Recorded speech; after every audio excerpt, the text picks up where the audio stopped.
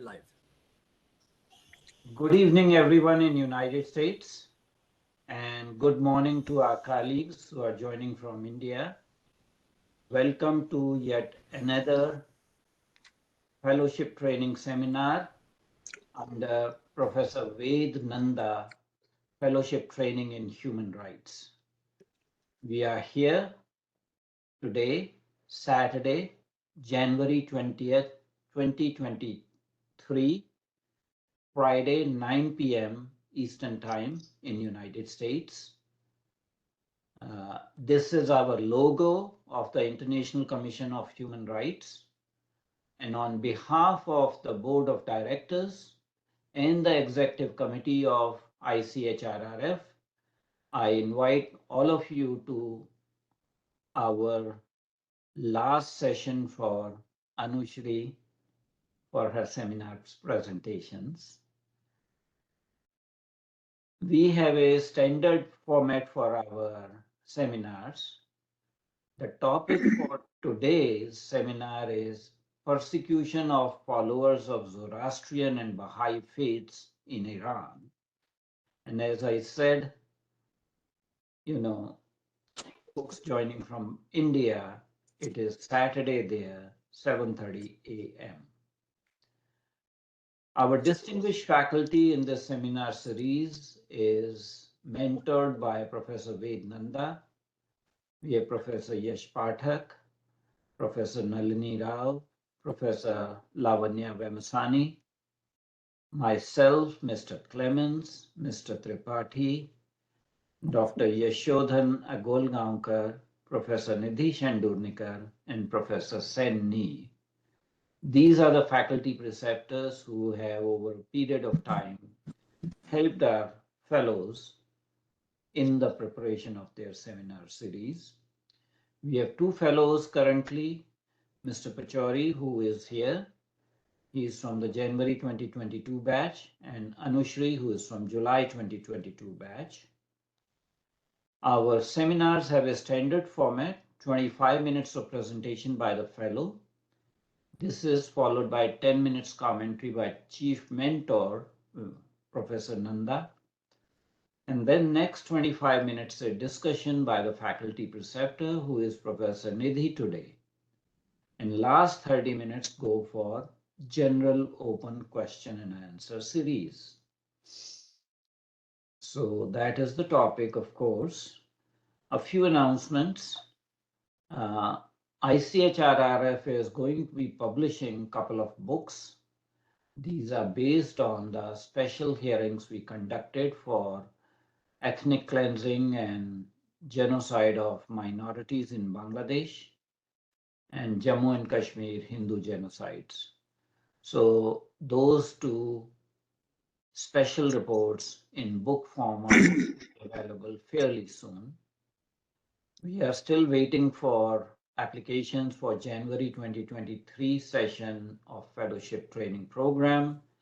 Right now, we don't have any appropriate candidate. We have one candidate who has been accepted with deferred enrollment depending upon his finishing the bachelor's study.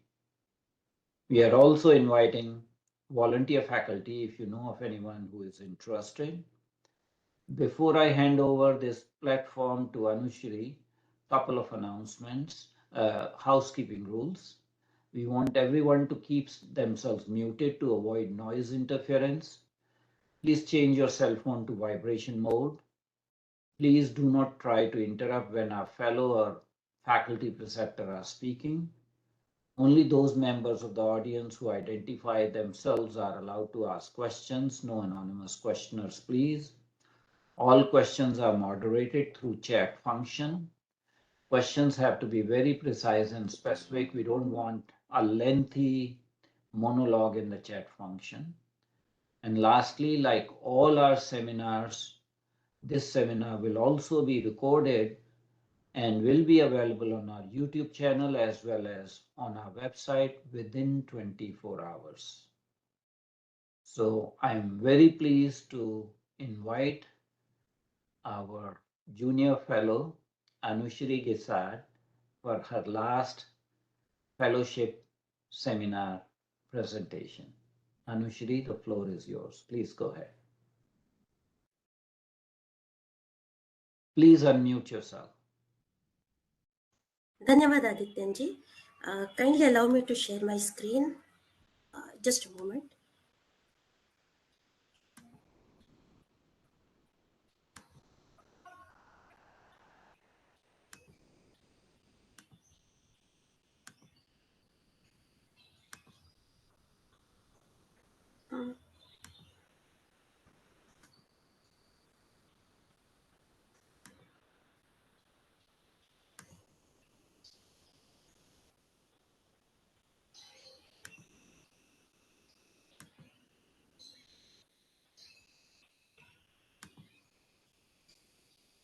I can see my presentation, but I'm unable to share it.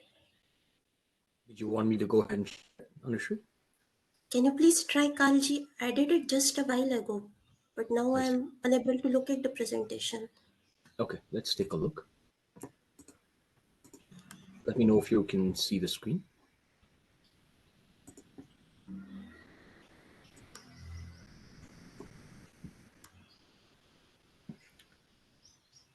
Is everyone able to see the slides right now? No. No. It's strange.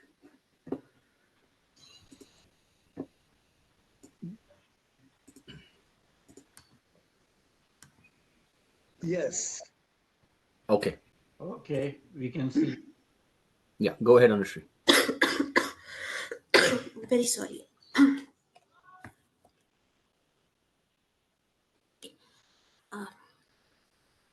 So, namaskar everyone. My today's topic of presentation is persecution of followers of Zoroastrian and Baha'i faiths in Iran. Next slide, please.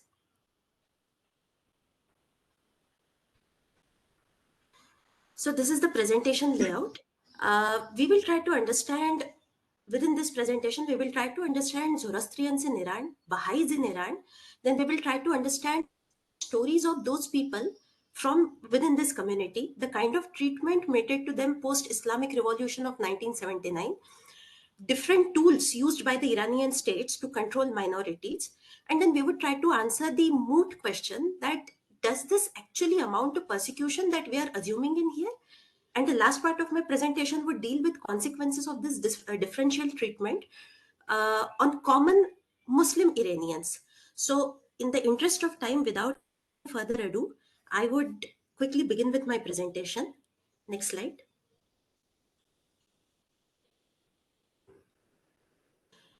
So whenever we speak of Iran, some academics define Iran through lens of its civilizational past.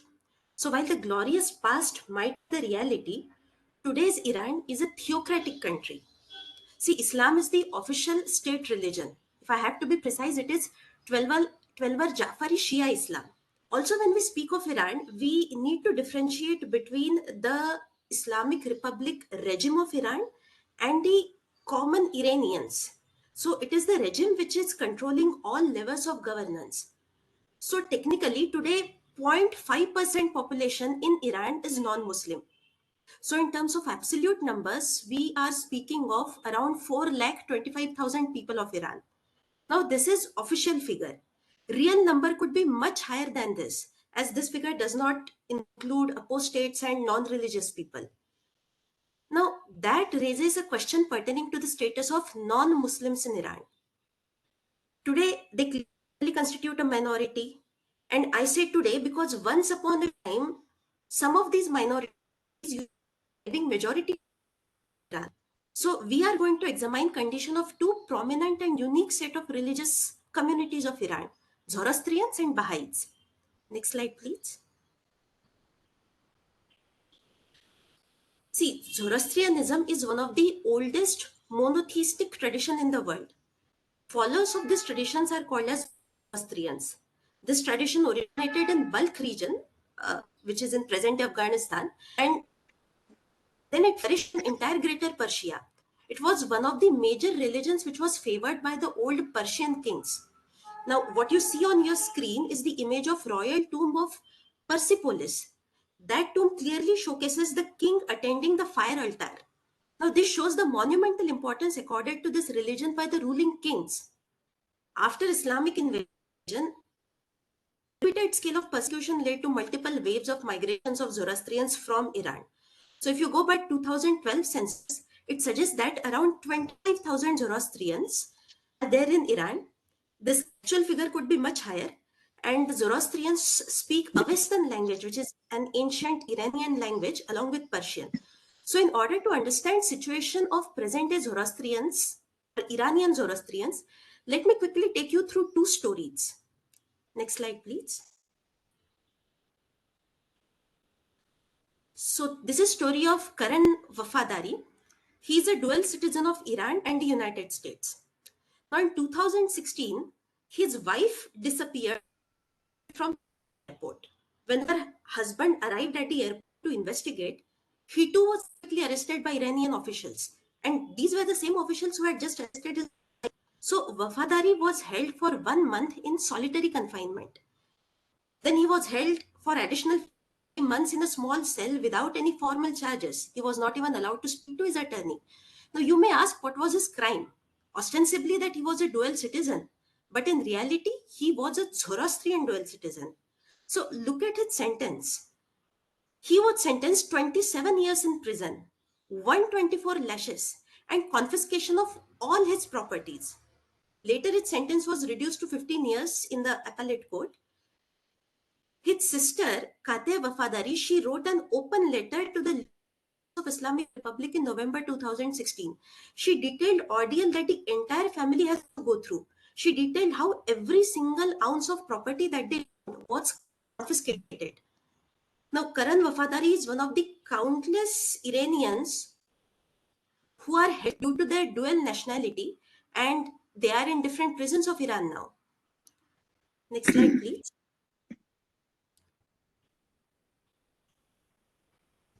Next story is that of Mobed Kasravi. He was a practicing US-based Zoroastrian priest, and he was tragically murdered in May 2020 in the city of Mahan. So he was traveling to Iran to attend anniversary of his father's death. He had received death threats earlier also. Suddenly he was found dead. So motive of murder is said to be financial or religious or any other, but that is beside the point. It remained a fact that a Zoroastrian priest was killed on the land of Iran, that too in 2020. So Zoroastrian community demanded highest punishment for the priest. But there was a critical issue here. In legal terms, the perpetrator of a crime will definitely get the severe punishment. But what is the nature of this severe punishment when a crime is perpetrated against a non-Muslim? See, the term kaisas and blood money in Islamic law relate to the value of human body. The value of human body is highest for a Muslim Shia man, at least in Iran, followed by a Muslim Shia woman. And the value of non-Muslim body is lesser than that. So even if the murderers are caught, their punishment will be very mild and it will be just symbolic. Will that truly serve the purpose of justice? Because the fact remains that the murderer, the person who was murdered, was a Zoroastrian, a non-Muslim. Next slide, please. So now the moot question is this kind of persecution limited to Zoroastrians only? The largest non-Muslim minority in Iran is Baha'i community. So Baha'is are followers of a faith called Baha'i. The situation of Baha'is is worse than that of other non-Muslim minorities for a number of reasons. Major reason is Article 13 enshrined in the Constitution of Iran. This Article 13 clearly states that Zoroastrians, Jewish and Christian Iranians, Zoroastrian, Jewish and Christian Iranians, they are the only recognized religious minorities. What does that mean? It means Baha'is are not recognized as followers of any divine religion. And that is why they are excluded from the protection afforded to the minorities. This clearly means that Baha'is cannot practice their faith. They are banned from public functions. See one small example. Baha'i marriages are not recognized as legal in Iran because the faith itself is not recognized. which is why the Islamic government has charged Baha'is to be involved in prostitution, adultery, and immortality. It's a post-Islamic faith. That is why Baha'is are referred to as the followers of misguided and misleading sect. And again, instead of getting into any theoretical know-hows, my plan is to share some stories of victims of this persecution. But before that, let me take you through some key peculiarities of the Baha'i community. Next slide, please. So major peculiarity of Baha'is is that, as I said, they are a post-Islamic faith. See, the faith started taking shape around 1844. And this faith also started in Iran, meaning many Muslims within Iran actively and willingly converted to faith. One of the founders himself, he was a Muslim. That is why Baha'is are considered as apostate by the Islamic regime. Now, Baha'i community has attracted words from among Muslim population, and that is why there is a fear of influence of Baha'i religion over Muslim Iranians, and that threat is considered to be quite unique. There is this Baha'i International Community, BIC. This community is very vociferous. It has brought out the plight of Iranian Baha'is to the attention of the international community. Now, this has further enraged the Iranian authorities because no other minority community in Iran has been so consistent in voicing this.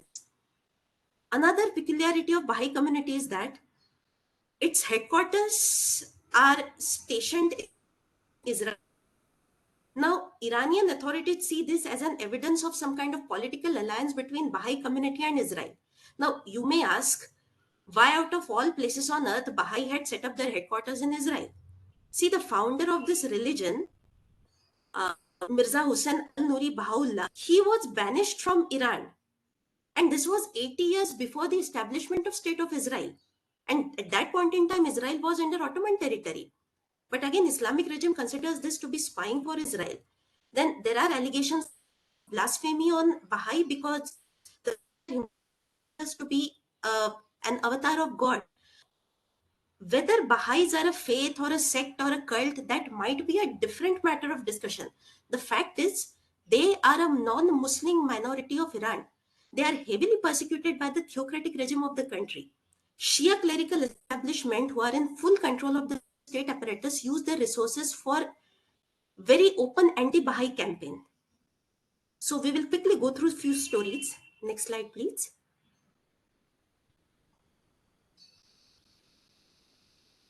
This 52-year-old Rezvani, who hails from Bandar Abbas in Iran. In his teenage, he was expelled from his engineering studies because he openly announced his faith to be Baha'i.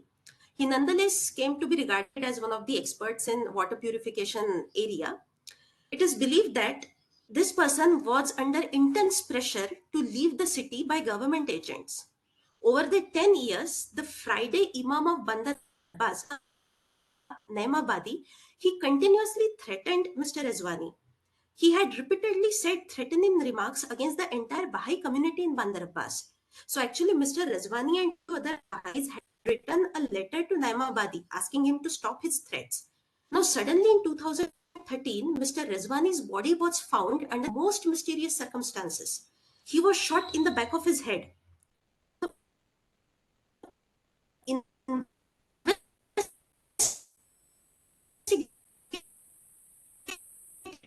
of how he was being pressurized by the government, how he has received death threats. 10 years have passed, but the family has not received any closure. They are very sure that it was a religiously motivated murder, but there is no way to prove it, and justice seems to be a far-fetched reality for them. Next slide, please. So this is Shamim Ittehadi. He's a young Baha'i man from Yazd province. 10 years ago, he was arrested from his home by a police raid. What was his crime? He was alleged, again, alleged, and it was not proven, to have created a 4-minute long video. That video documents destruction of one Baha'i cemetery. Now, this cemetery was the third such place which was allocated to Baha'is after 1979, so they can bury their dead peacefully. None of these places have remained safe. In the pictures that you see here today, which were taken from this film produced by Mr. Ittihadi. The first picture itself, in that picture, you can see that how a small gravestones are also broken, which were used to write name of the deceased. So the court in Iran charged Mr. Ittihadi for propaganda against regime. Now, you know what was his final sentence? 3 years in prison, 2-year ban on leaving Iran, over $1,000 in fine, and 74 lashes. Believe me, Mr. Shamim Ittihadi is one of the lucky ones to have survived. Next slide, please. Now, you may ask why all these stories focus on the persecution after 1979 Islamic Revolution. So, rightly so, the native and the indigenous inhabitants of Iran, they have been reduced to minority since the Islamic invasion of Persia way back in 7th century. Their persecution continued throughout the history in varying degrees. Some details are also given here, but instead of going in there, why is there so much of focus on the persecution of non-Muslims in Iran since Islamic Revolution? See, the peculiarity of this revolution is that it made Islam the official religion of the present day Iran. And that is why the persecution became more systematic. It was with full institutional blessing. So it was carried out by a group of people or a section of zealots, but now it became more structured and clergy openly encouraged it. So let me give you an idea of some of the tools which are used by the establishment to control minorities. Next slide, please. The first tool is legal gagging. Now, laws of Iran are based on Islamic criteria because that is how the official religion is represented. Now, this lays foundation of unequal treatment for the same crime between Muslim and non-Muslim. So, for example, if a Muslim man is convicted of committing adultery, he receives 100 lashes. Whereas if the same crime is committed by a non-Muslim man, the punishment would be 1,000 lashes or even million lashes. So it is tantamount to death. The penal code specifies death sentence for including proselytization, for invoking enmity against God, and for insulting the Prophet of Islam. Now, another example of legal gagging is Article 49. This article allows Iranian government to confiscate any property that it deems inappropriate under Islamic law, and anything, absolutely anything, can not to followed under Islamic law. Next slide, please. Another tool is violence with impunity. So, after Islamic Revolution of 1979, over 220 Baha'is are officially killed. Simin Fahandej, she is a Baha'i representative at United Nations. She states that when Baha'is were arrested after 1979, they were given literally two options: Ya Islam, Ya Idam, which means either Islam or execution. See, Islam or execution. What option do they have? So there are countless such examples. One of the most dramatic set of execution that we have seen was in June 1983. We had 10 Iranian Baha'i women who were hanged. And what was the primary charge? The charge was that they were teaching Baha'i children on Sunday classes. You can see here in the picture that the youngest person to be hanged was barely 17 years old, the very first person. So violence with impunity also means that government has absolute control over some of the critical choices. For example, when the war took place from 1980 to 1988, young Zoroastrians were involuntarily drafted for suicide missions in Iran army.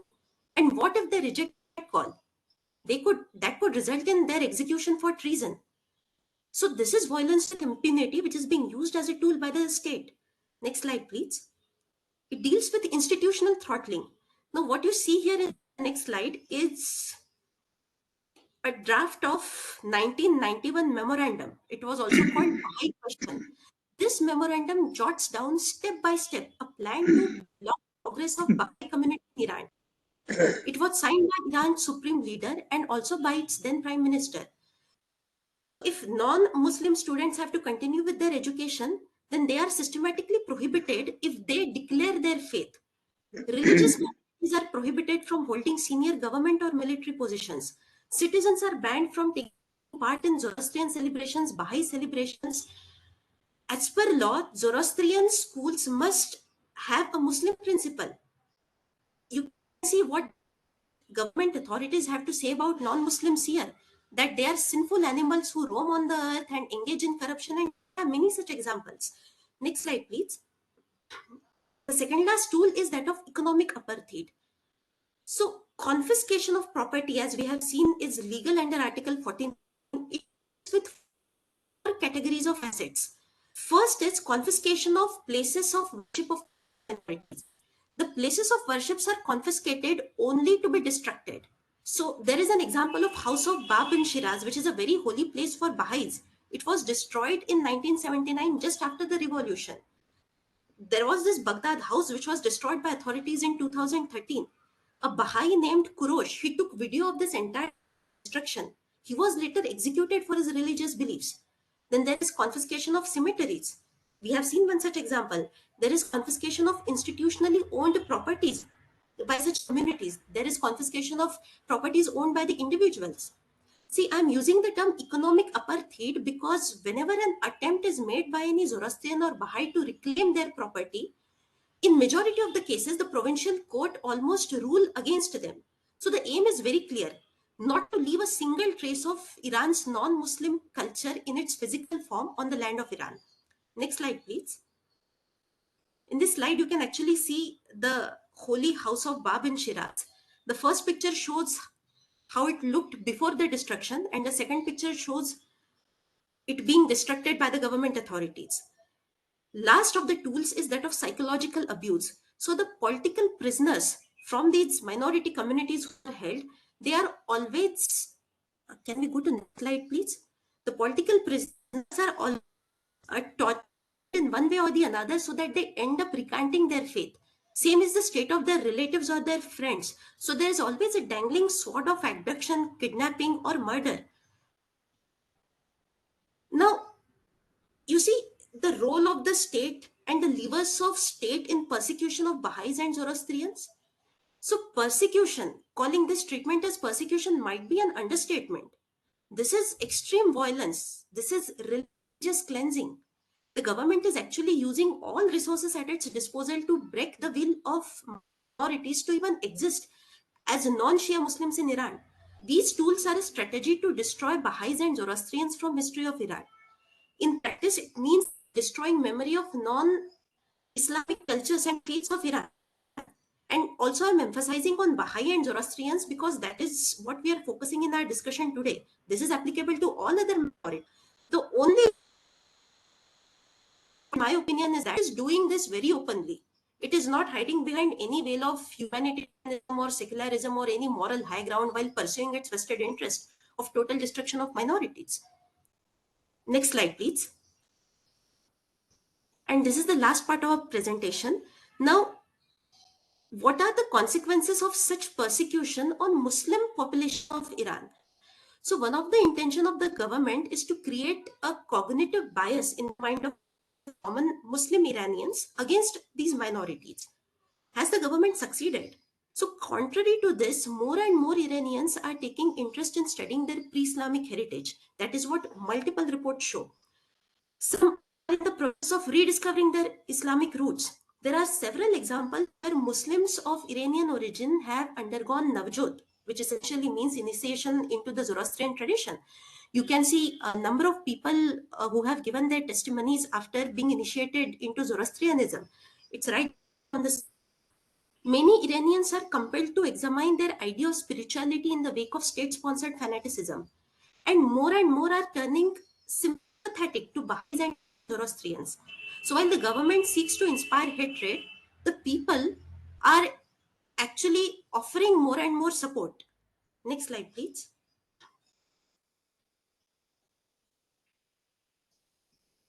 So in concluding remarks, I would say that Iran is one of the many countries that has actually ratified the Universal Declaration of Human Rights of 1948. This warrants that country to value religious freedom, freedom of conscience, and protect cultural and spiritual rights of its native communities. Yet, we have seen what is the condition of minorities. And Zoroastrians are not even original minorities. They are the original residents of this land. It is an indigenous majority which is converted into a minority in its own country. So if you see the latest report of High Commission of United Nations of UNHR, the report released in 2022, it says that it is alarmed by the escalating religious persecution in Iran. The experts have repeatedly raised concerns about criminalization of blasphemy in Iran, which carries capital punishment. And this is contrary to international human rights law. And not just UNHR, many countries across the globe have urged Iran to do the same. And what was Iran's response? It continues to act with impunity. This is just 3 days ago when Iran's foreign ministry actually released a statement. This is pertaining to the UK. It says that UK is in no position to preach about human rights. They're citing to some irresponsible remark made by some ignorant ex-UK royal who claimed that he had killed 25 Taliban in Afghanistan and he just saw them as chess pieces. See, we also have to acknowledge here that the Western world that is taking on Iran isn't exactly a champion of human rights either. Look at the crisis they have created in Iraq, Afghanistan. The West has its own geopolitical interest in confronting Iran, and protection of Zoroastrians and Baha'is is certainly not the prime interest, which is exactly why the rest of the world has to be even more aware and vocal about this persecution. Zoroastrians and Baha'is, their followers might be present beyond Iran, but Iran remains the incubator for both these faiths. So their persecution needs to be prevented, not just in the interest of their followers, but it is in the interest of all those people who are genuinely committed to preserving plurality and diversity in the country, not just in the country, but in the entire. Which is why there has to be more and more awareness, and the international community has to be more vocal about it, so that these two faiths are not reduced as mere footnotes in the history. With that, I would like to end my presentation. These are some of the references that I have used, which are in the next slide. Dhanyavad. Thank you, Anushree, for a very, very informative presentation. As usual, you are very analytic, to the point, and you never, shirk your duty in calling spade a spade. When we decide about the seminar, sometimes we have to be a little bit restrained in giving the title. But I agree with your central thesis that this is much more than persecution. This is ethnic cleansing. This is genocide. But sometimes we are a little bit more restrained because we are treating these as academic seminars and not being emotional about it. It's my pleasure now to invite Professor Nanda to give his mentor's comments. So Professor Nanda, the floor is yours, sir. Thank you. Thank you very much, Adityanji. And Anushree, very good. It was comprehensive presentation as usual. Just one slight thing, kindly keep in mind that Universal Declaration of Human Rights is simply a resolution adopted by the General Assembly. You don't ratify it. It has got no ratification. It simply is a declaration, and it has become, at least in part, a customary international law. But ratification is of the International Covenant on Civil and Political Rights and International Covenant on Economic, Social, and Cultural Rights.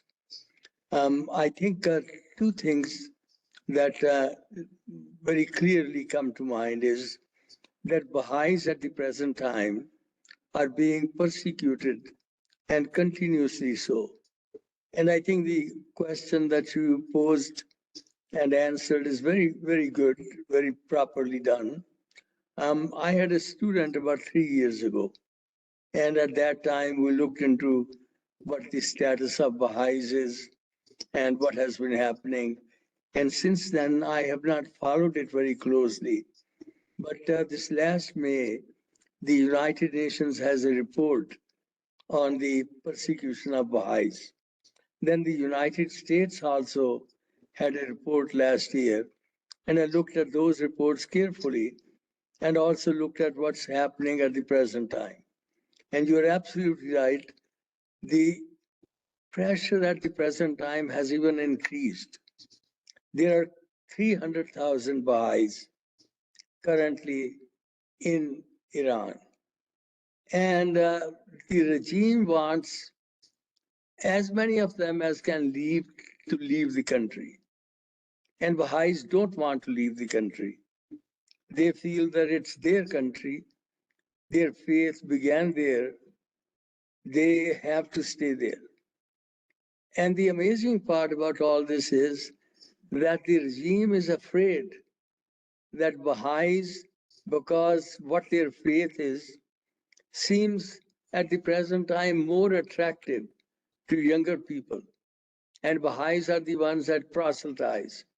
And so they don't want that proselytization to occur. And anybody who proselytizes, the Iranian faith is the one, Iranian regime is the one that at the present time can take pretty drastic steps against them, and even to the point of, as you rightly said, executions. Now, what Baha'is have done is that they have continued, despite all this dehumanization, and despite the fact that they are practically stateless, and still they want to stay there. And Zoroastrians, as you know, they have left the country. And there are at the present time those couple cases that you mentioned, and a few other cases like that. But Zoroastrians at the present time, there is not a main issue because they have left the country, most of them. And so Baha'is are the ones who at the present time are being persecuted. What can be done about them? And what at the present time is happening? Confiscation of their properties continues. Cases against them, trumped up charges continue. And they are being at the present time still targeted. And I think the point simply is that that pressure has increased in the last 4 or 5 years, because both the reports, the UN report and the US report last year, both of them point to the same thing. Now, the United States obviously cannot put directly any pressure. There already has been a great deal of sanctions and on many other issues. But I think the world community needs to continue to be aware of all that. And that is really all at the present time that can be done. So I am very delighted about your presentations. All your presentations have been comprehensive. You have really given a great deal of time, and you have given a great deal of attention to it. And I think you are an ideal fellow, if I can use that word, ideal. So thank you very much. Okay. It's always pleasure. It's always a delight to listen to Professor Nanda. You know, it's our, sort of, I'm speechless now. It's our honor actually that we can have such a legal luminary and scholar who shares his wisdom with our young fellows and our faculty preceptors. So again, I'm deeply honored to have Professor Nanda in this seminar. And now I will give the floor to our faculty preceptor for the day, Professor Nidhi Shendurnikar. Professor Shendurnikar, please go ahead.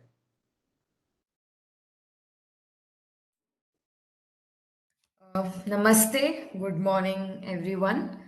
Anushree had shared her presentation with me yesterday, and I was able to offer little feedback to her. Anushree, I think the presentation was very well done, as I'd written to you in my email that it was highly organized. It was very neat, very informative, as everyone has acknowledged. And I think the most striking part of talking about this issue was that you presented a lot of powerful personal narratives about the persecution that the Baha'i community and the Zoroastrian community in Iran have faced. So the powerful examples that you shared through the presentation, the stories of persecution, the stories of the members of this community fleeing from Iran, and also instances of what they have faced in Iran as well as outside of Iran. I think that was very interesting and moving for me.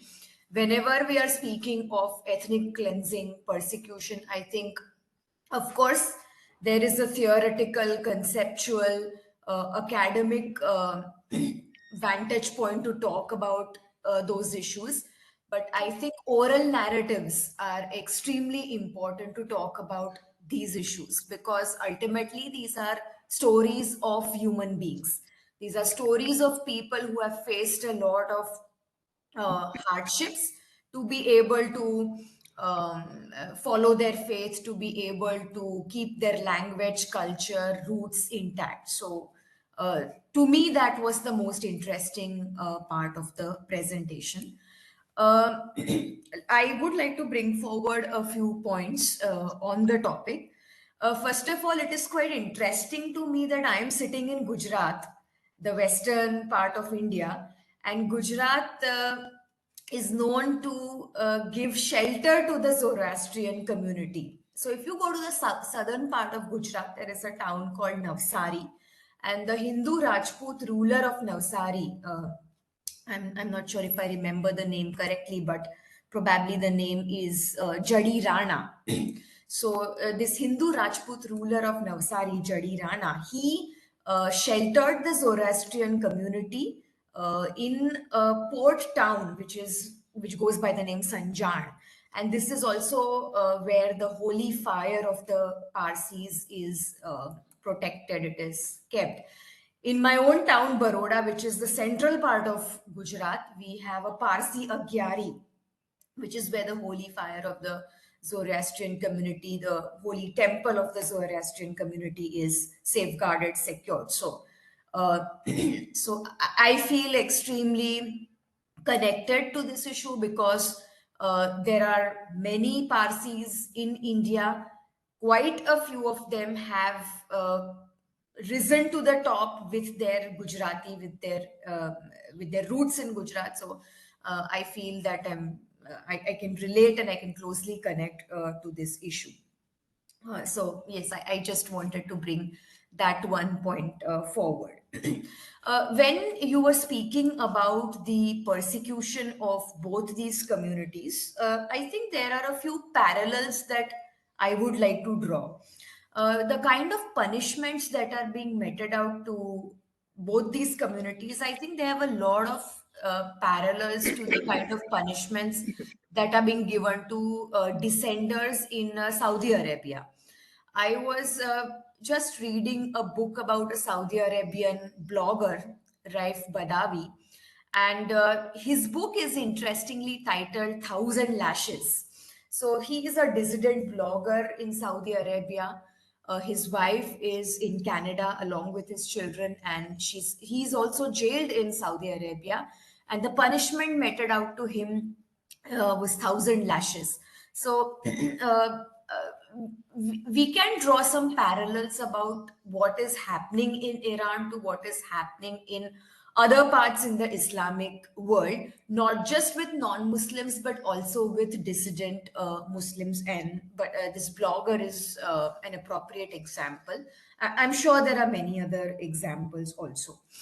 Another interesting part of your presentation was towards the end when you talked about the consequences of this persecution on common Iranians and how they are re examining their religious heritage, their roots, their civilizational identity.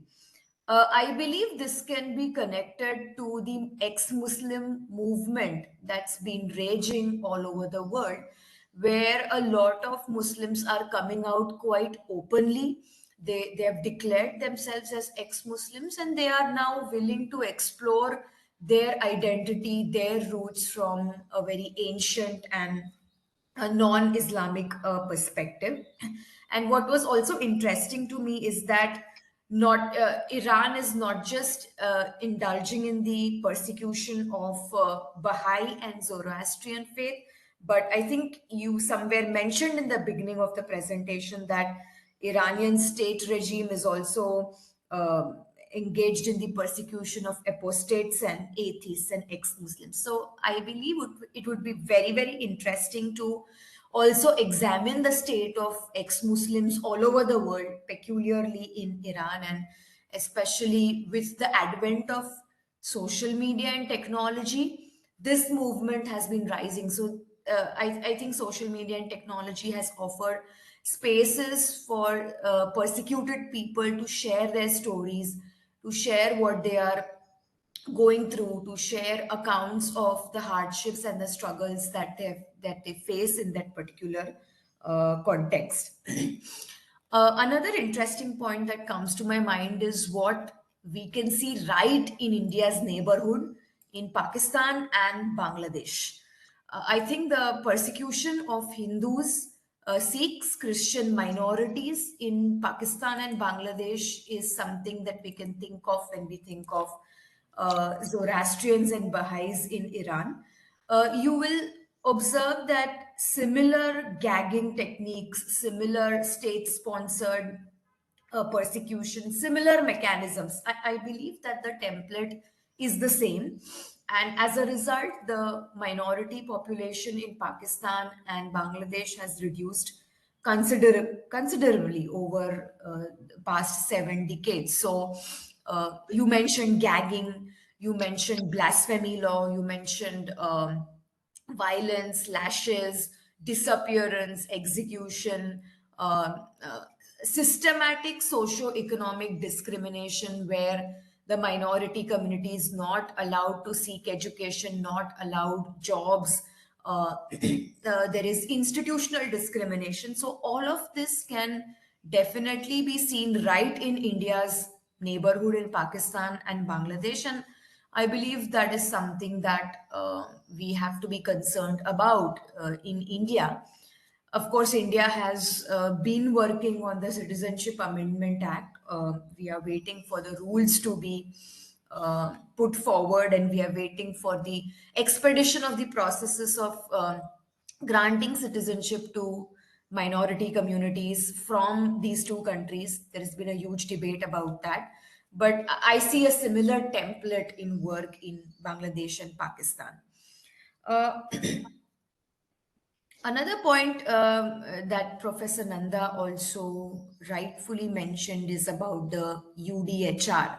So, all international human rights mechanisms, unfortunately, have been reduced to declarations and guiding frameworks, which means that their function is to only serve as a guideline to the standards of human rights implementation all over the world. You can look at UDHR, we can look at ECHR and other such guidelines, which have not played and to some extent they have been effective, but they have no legal binding character, which means that nation states who become parties to these declarations are free to violate these declarations because they are declarations at the end of the day. And since you mentioned towards the end that Iran is a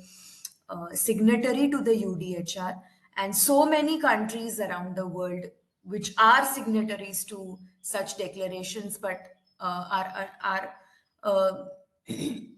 violating human rights in so many ways. So we also have to re-examine the locus standi of international human rights declarations because they've only served as guidelines, as frameworks. These are not binding. And we also have to look at who controls the human rights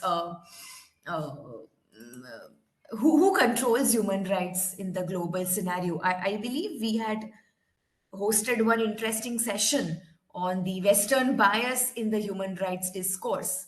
So I think there's also an interesting connection here. And rightfully, if Iran says that the West is nobody to lecture them on human rights issues, that is because the West itself has been guilty of violating human rights at several instances. So one has to examine the international human rights framework also very carefully and also probably try and investigate and understand why so many countries have been able to flout human rights law. What is the role of geopolitics? What is the role of global politics? And what role does power politics and real politics play in this entire context? Because at the end of the day, we cannot divorce, we cannot separate human rights from political reality.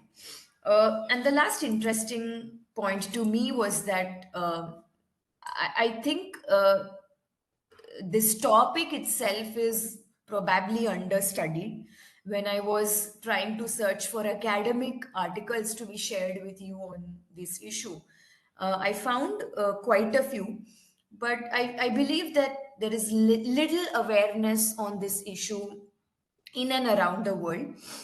So I'm sure that presentations like yours will contribute to spreading that awareness that an ethnic cleansing of Zoroastrian and Baha'i faiths in Iran is happening at the moment.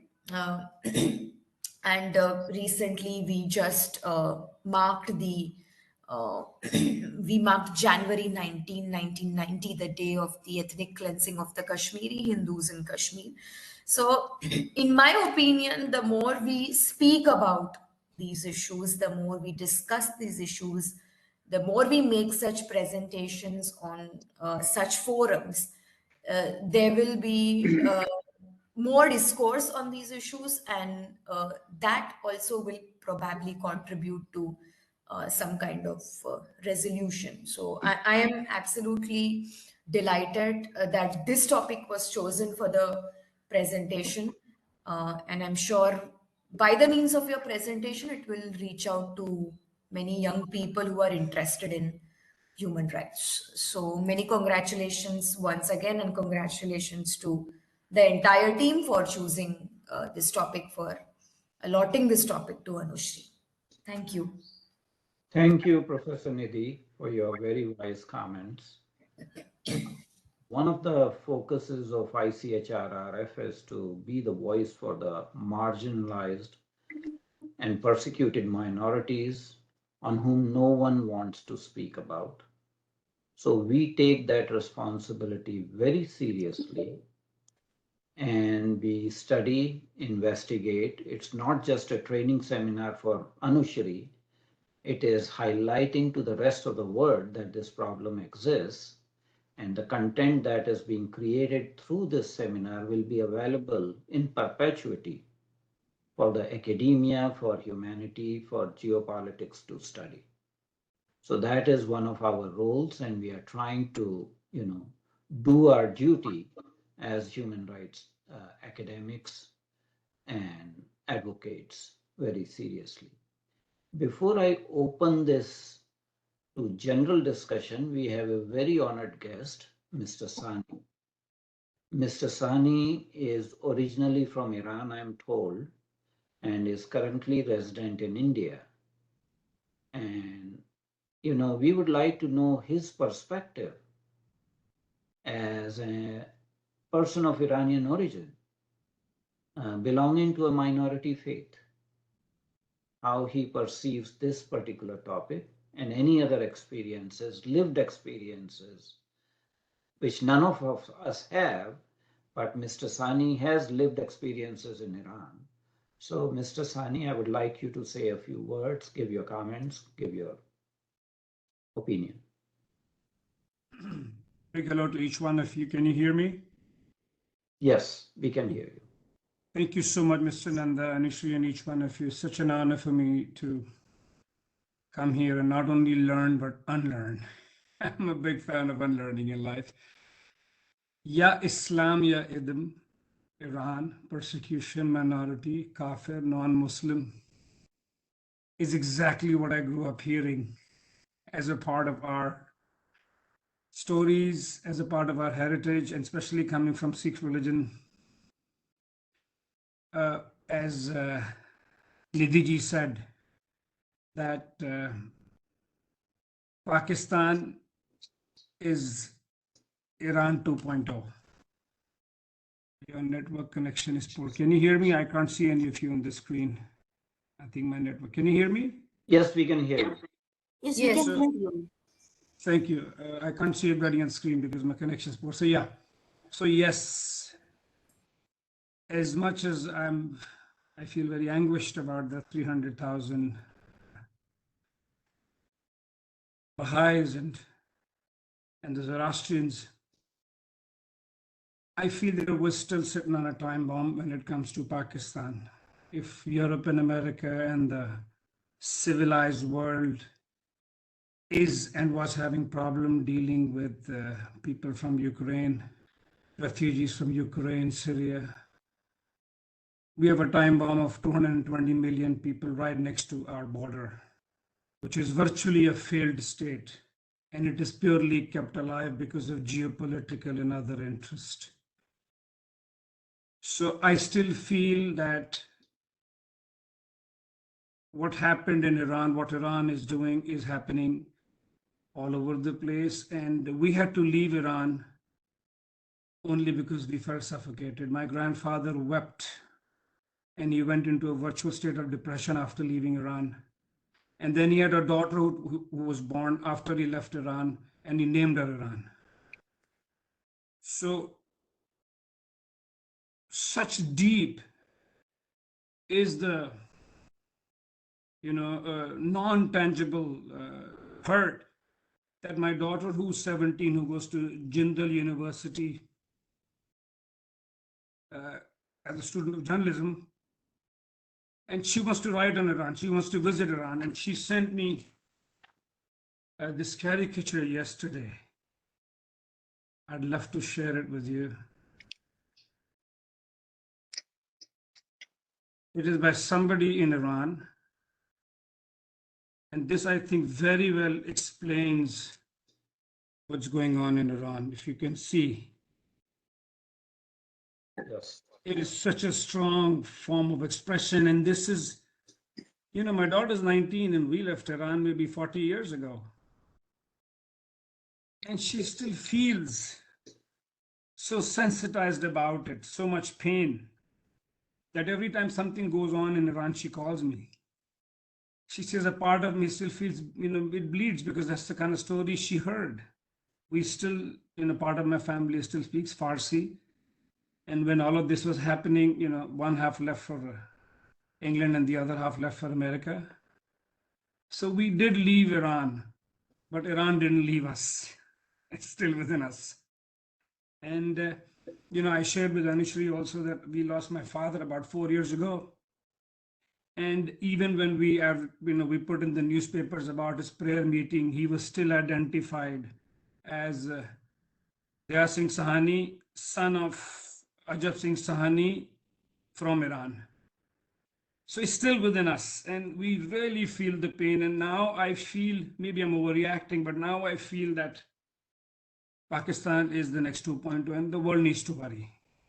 I'm not qualified to be making such sweeping and large remarks, but yes, a part of us pains when we see what's going on in Iran. A part of me pained when I saw Anushree's fantastic presentation where people as young as 19 and 20, in the name of religion, in the name of caste and creed, are deprived of such a beautiful journey on planet Earth. Thank you so much. And it's a pleasure for me to be here and to have come and learned to unlearn. Thank you, and God bless you all. Thank you, Mr. Sani, for your very emotional comments. You're always welcome in our meetings, our seminars. And if you share your contact information through Anushree with me, I'll make sure that you are on our groups. And I will call you personally off the line to have your voice being heard and have you get more involved in our mission, in our work. So it's a pleasure, it's an honor that you decided to join this seminar, and you are always welcome in our activities and other things. So we are a small group. There are only 3 people who have not spoken. So I'll give floor to everyone, starting with Christina. Thank you. I really appreciate all of the comments, particularly to more recently about learning and unlearning. And that's part of what drew me here, is to know what maybe I learned that probably wasn't like the best way, and how to unlearn and how to do better. And word's starting to slowly get out, and we're on social media, and I'm um, excited to share these resources with others. As for the presentation, I do feel that the most impactful for me as a hands-on learner is to understand the impact on the individual.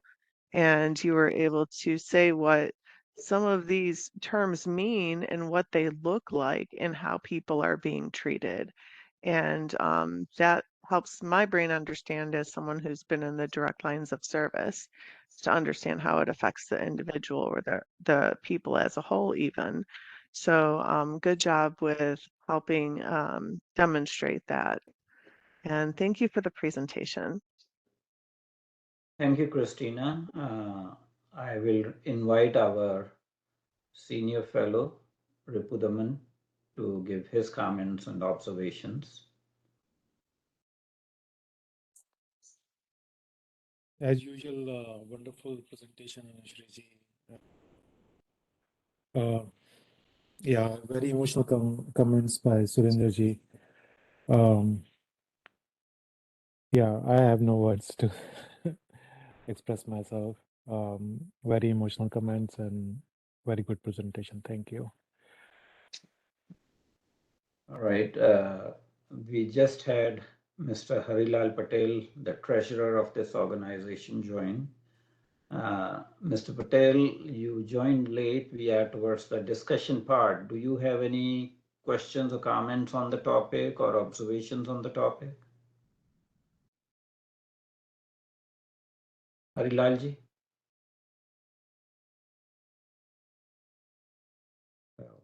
He is not available. So finally, I will invite Mr. Clements, our executive director, to give his comments and observations. Carl. Thank you, Dr. Advanji. Thank you, Professor Nidhi and Anushree ji for the presentations. And also thank you to Surinder Virji for your comments.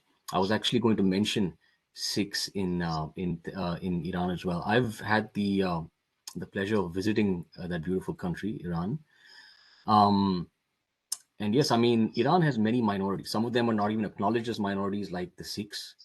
And Sikhs are a centuries-old community there in Iran. There are historic gurdwaras, Zahedan, and so forth. But the reason they find Zoroastrianism and Baha'is such a threat to their regime is because these are Iran-centric faiths, and they exert a psychological pull on the Irani psyche, on the youth. And very often in Iran, you'll find their youth as a form of passive protest against the regime.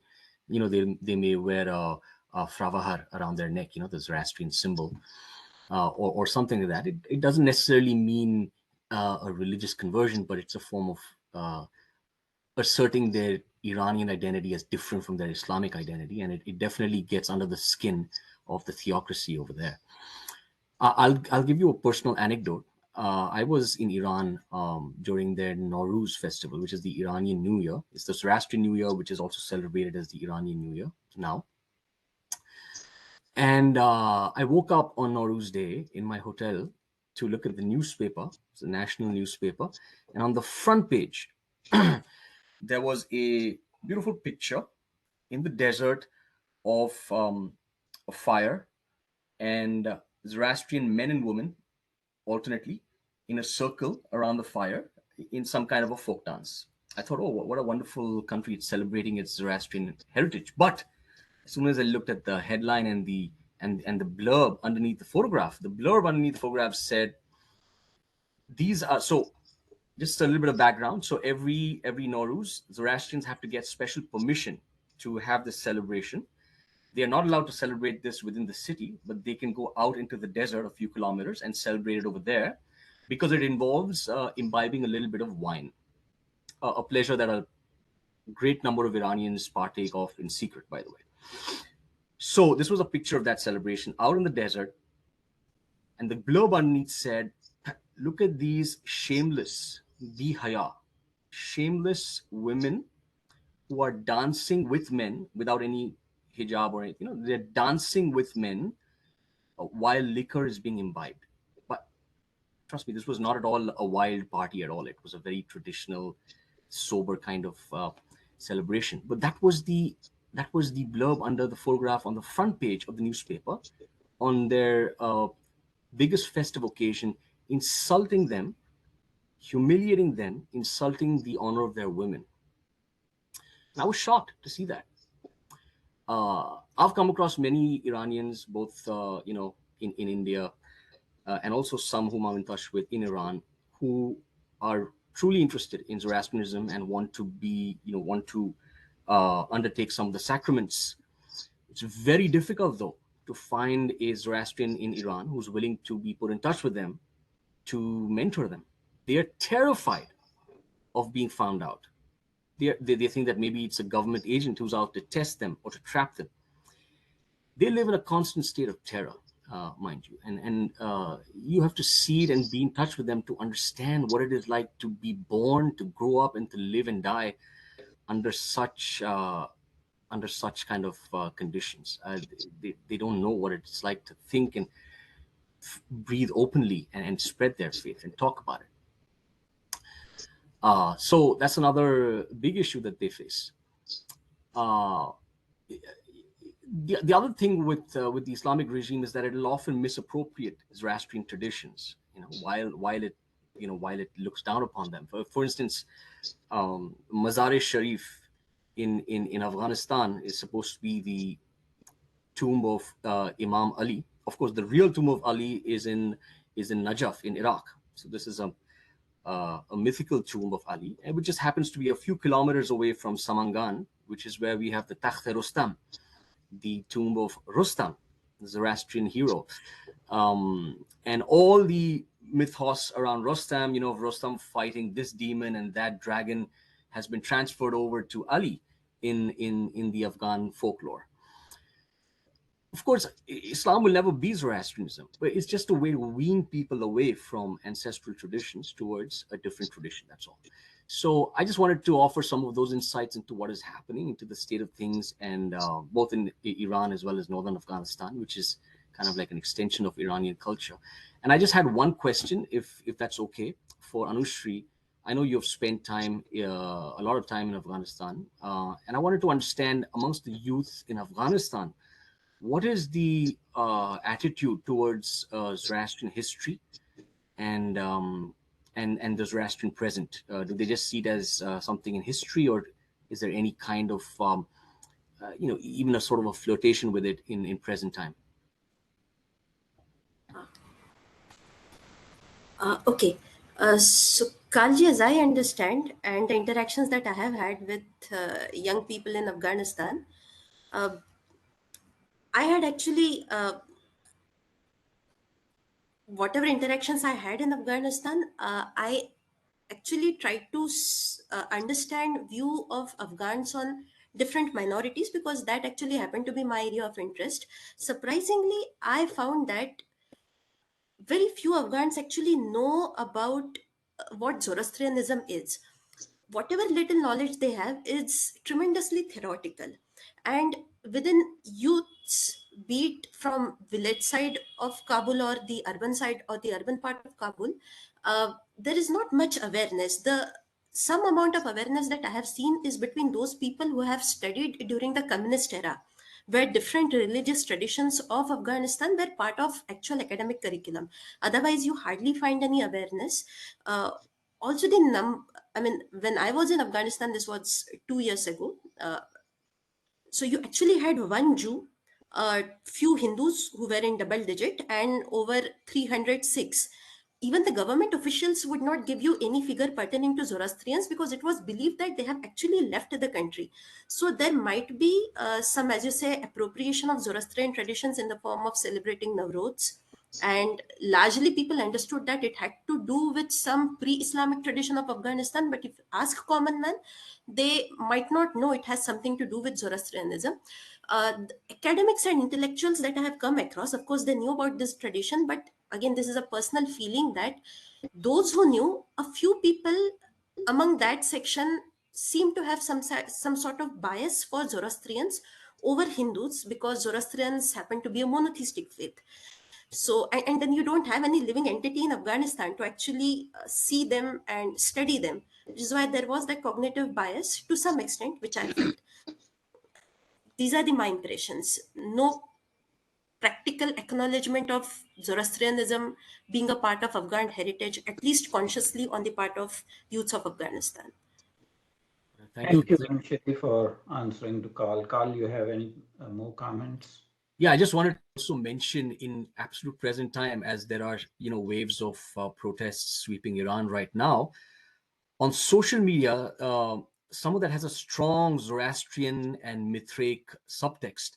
And so as a counter to that, on international social media, you find Iranian Muslims putting out absolute vitriol towards Zoroastrianism, negating its history even, coming up with lewd conspiracy theories about Zoroaster himself. And it's a major part of their counter narrative about political protests in 2023 Iran. And that's, I think that's significant just to note, just the impact, the psychological impact of Zoroastrianism, even though it is an almost extinct community. Thank you. Thank you, Carl, for your observations. Since we have time, I'll make a few comments. There are stray comments, but I will try to weave them into a common theme subsequently. I'll start with Anushree's presentation. Anushree mentioned that the Pahlavi dynasty, although they were seemingly secular, but they were hostile to the minorities. One of the slides had stated. Actually, the Shah of Iran and the Pahlavis, they took the title Arya Mihir. He always called himself Arya Mihir. So there might have been hostility towards certain minorities, but at least the Pahlavi dynasty was able to transcend beyond Islam, Shia Islam, and try to take pride in ancestral heritage of Zoroastrianism. And apparently at that point in time, there was not so much of hostility towards Zoroastrianism because of that, sense of pride in the ancient history. So that is one point I wanted, because it was specifically said. It was a generic statement that was they were secular, but there was some hostility towards minorities, not towards the Zoroastrianism, because he took the title Arya Mihir and cherished those traditions. Second comment was from your presentation, which was elaborated subsequently by Professor Nidhi. You had mentioned about the murder not being investigated for 10 years, and what is the priority of the regime. If a Muslim man, Shiite Muslim man, that would be the first priority, then Shiite Muslim woman, and then a non-Muslim man.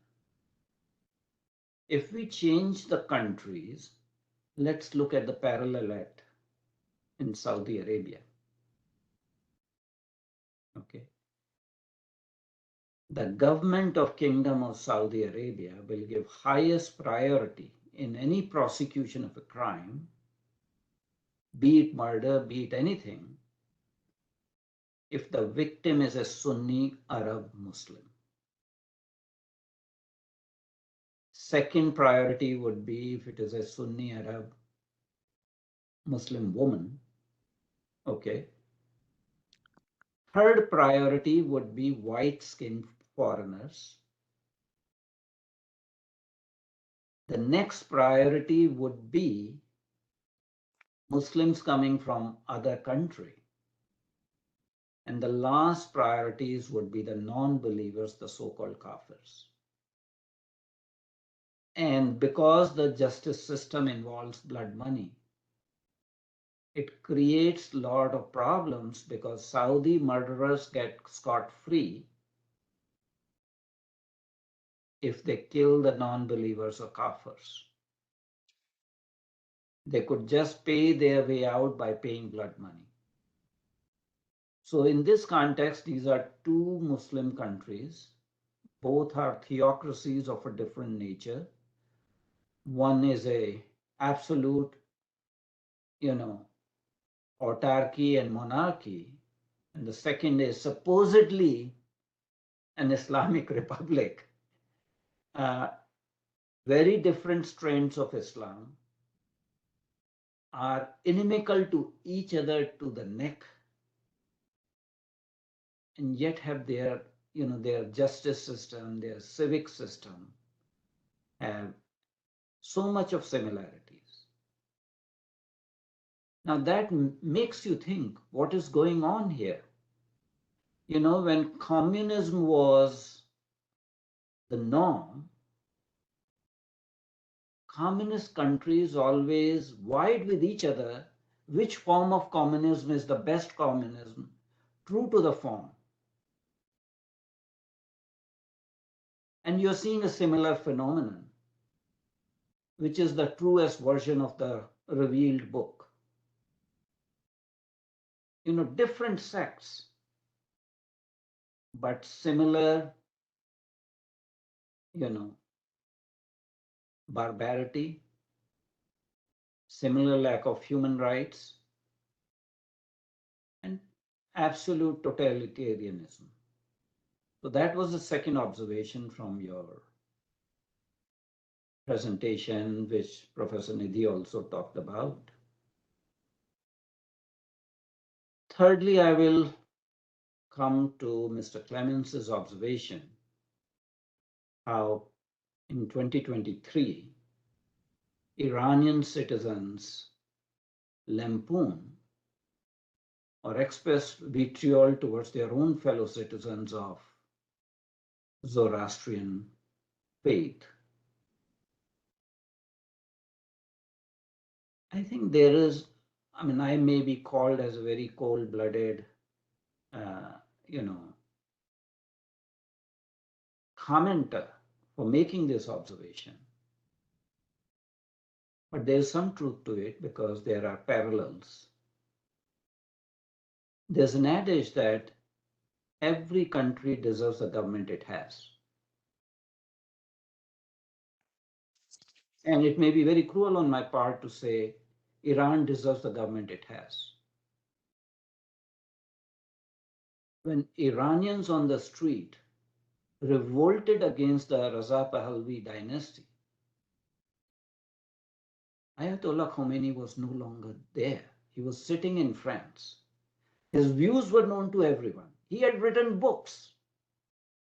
He had given fatwas.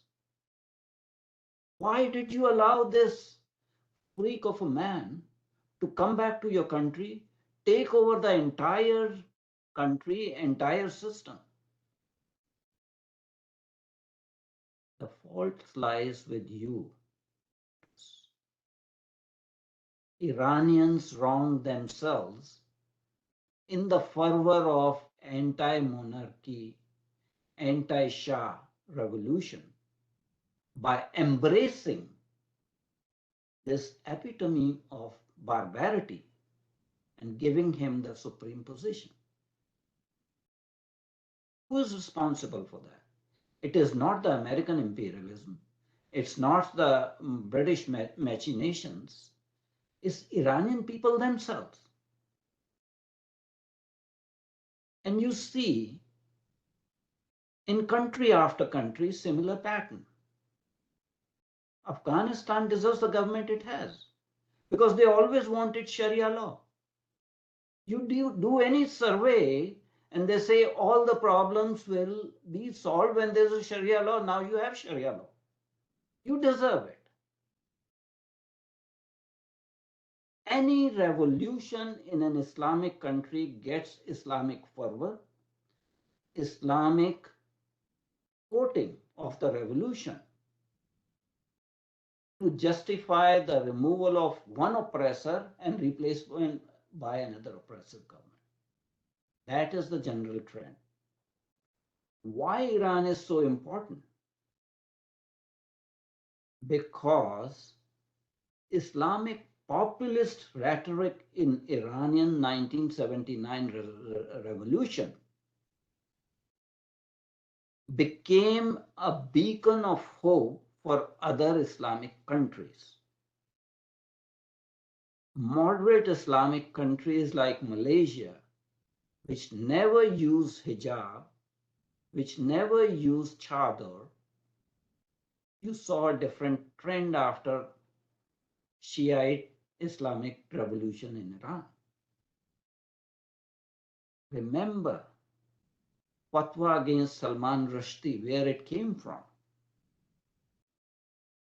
So this fundamentalist theocratic regime in Iran, which was nurtured by Iranians themselves, has been the source of regressive policies in other countries where they've started to compete with each other, how more aggressive you can become as a society, taking inspiration from that. And it does not matter whether you you profess faith to one sect of Islam or the other, because they are vying for supremacy. They are vying for supremacy in the OIC. And they are actually justifying more and more retrogressive steps. So from that perspective, Iranian revolution, its consequences for the entire world, because if you have 57 countries being affected by this theological fundamentalism, it's affecting a large part of the world.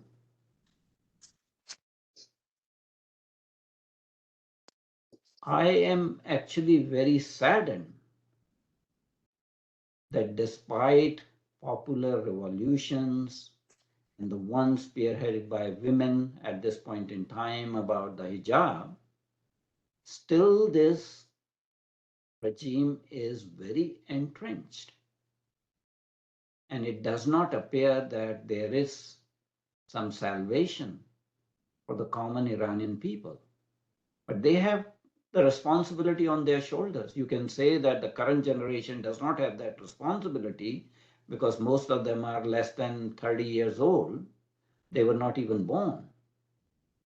But they have to emancipate their thinking and get rid of this regime if they have to live a civilized, normal, humane life for both the genders and all the people of that country. But sometimes I tend to oversay things from a transnational perspective. But we cannot always externalize the problem. The problem with Iranians is that they always point fingers at imperialist countries, especially United States and Britain, which is true. I'm not kind of condoning the role played by British imperialism and American hegemony and, usurping of the oil resources. But the major responsibility lies with Iranians themselves. They have to heal themselves, and they have to get rid of the repressive regime. So those were my comments. If anyone wants to say anything, we still have 6 minutes. 5 Um, minutes. yes, may I? Just a quick observation. Sure, please. I think, yeah, thank you. I think what Carl said and what Sir said makes a lot of sense, connecting it with the point of impunity. So, if we look at why the Iranian regime or why regimes in Pakistan and Bangladesh continue to do what they are doing with impunity, I think it's a two-way relationship.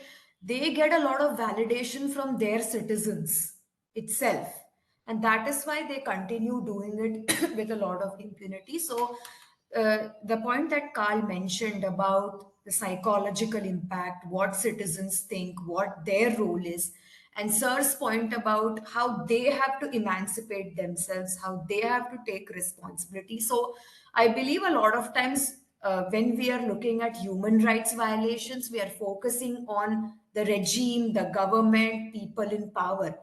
But we should also be focusing on the role played by people. So again, going back to the parallel that I drew with Pakistan and Bangladesh, similar kind of vitriol, similar kind of subtext that Carl was mentioning is found in a lot of comments made by ordinary Pakistani and Bangladeshi Muslims. That is what they think about uh, all sorts of minorities, Hindus, Sikhs, Christians, and so uh, that gets validated. The government seeks strength in their narrative from what citizens believe, and the government is also feeding citizens with a lot of such stuff. So it's a very mutual, coexisting kind of a symbiotic relationship, and that can easily be connected with what Anushree talked about in her presentation. Why the Iranian regime continues to do what it does with impunity. It doesn't care about international human rights standards. All it cares about is Islamic law and its version of Islam. And I think we can talk about, we can investigate, we can examine all these issues holistically when we bring all these perspectives together. Interestingly, what I've observed also with conversations with Parsis in India, and I again don't mean it in any wrong way, but I find that sometimes the persecuted have sympathies towards their persecutor, which is what I found in India very interestingly. So you will find Zoroastrians in India talking about Hindu nationalism, Hindu fanaticism, Hindutva, etc. But you will find them very rarely commenting about Islamic fanaticism, Islamic fundamentalism. So, at times, the persecuted also suffer from a victim complex, they suffer from an inferiority complex, and they're also not willing to take on their persecutors. They are not willing to acknowledge their persecuted past, and they probably want to find a soft target to blame. To blame. That's what I see in India in the relationship between Zoroastrians and Hindus. To me, that is also an interesting arena of investigation. Why? What is the psychological impact of the persecution, and what is the relationship that the persecuted share with their persecutors in a different context, in a different time? Thank you, Thank Professor you. Nidhi. This is the Stockholm Syndrome. Mr. Sani wants to make one last quick comment. Mr. Sani, floor is yours, sir. Thank you so much. And taking a cue from what Carl said about Sikhism and the Gurdwaras, I mean, Guru Gobind Singh, the 10th Guru, the fifth largest religion, which is Sikhism, was a par excellent poet. And Guru Granth Sahib is in Farsi and Arabic, so I don't think we can, sort of decouple the two, irrespective of how South Iran wishes to go. I'm going to stick my neck out, and I hope I won't be accused of being blasphemous, but religion is mafia of the souls. And as Dr. Sab said that, the Stockholm Syndrome, it's used, the very fabric that a lot of people in certain parts of the world are made out of was dyed in religion. So obviously when something is yarn dyed, it's going to be a while before the color is out. I'm just going to end in a quote, which is one of my favorites. I read it somewhere many years ago, that as soon as I was born, and I'll take it on me because I have no right to be making a sweeping remark on anybody else. As soon as Lalli was born, which is my middle name, I was given a name, I was given a caste, I was given a religion, I was given a nationality. And mine did all of this as soon as I came out of my mother's womb, in the literal sense, in the maternity ward. As soon as I was born, I was given a name, caste, religion, nationality, and a passport. And then I spent the rest of my life defending all of this, which wasn't my own quite judicious, informed, prudent choice.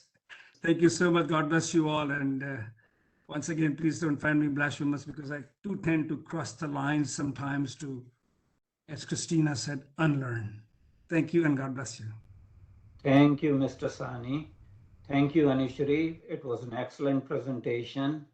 And sadly, it is your last seminar presentation, so we'll miss your, presentations in future. Thank you, Professor Nidhi. Thank you, everyone. And with that, I will be closing this seminar. Namaskar. Thank you. Thank you, everyone. Best of luck, Anushree. धन्यवाद, धन्यवाद निधि जी.